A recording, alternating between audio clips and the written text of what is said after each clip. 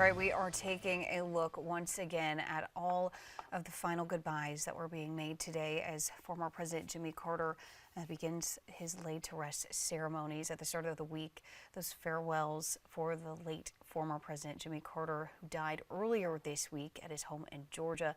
Well, wishes, prayers, respects, they were all paid today as they're carrying Carter's casket, and it traveled through his home state today. And our Fox News correspondent Connor Hansen, he shares more on how people are paying those final respects.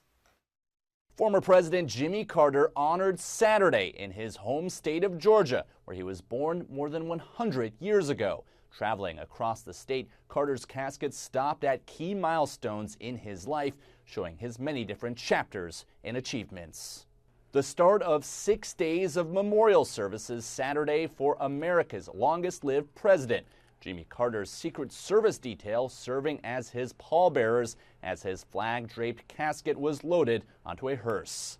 The motorcade passing through his hometown of Plains, where families lined the procession route near a historic train depot where he headquartered his presidential campaign in 1976. The procession making a stop at his family farm, now part of the Jimmy Carter National Historical Park.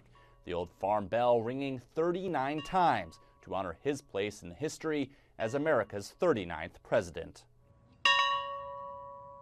From there, the motorcade carrying Carter's remains to Atlanta, making a brief stop at the Georgia state capitol. Carter served as a state senator in the 1960s and then as Georgia's governor in the early 1970s. The former president was renowned for the work he did after his time in office, leading international campaigns to fight disease and promote democracy around the world.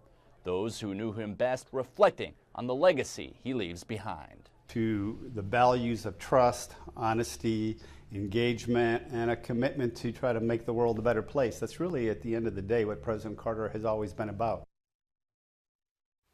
And that was Connor Hansen reporting. Jimmy Carter will lie in repose at the Carter Presidential Center for the next 3 days before his remains are transported to Washington on Tuesday, where he will lie in state at the U.S. Capitol. In the loss of President Carter reaching far and wide this afternoon, the Baltimore Ravens taking a moment of silence for the 39th president at M&T Bank Stadium. The team also taking that time to reflect on the lives lost during Wednesday's tragic attack in New Orleans, where 14 lives were lost and dozens more injured. Coming up, though, we are getting an update on that investigation.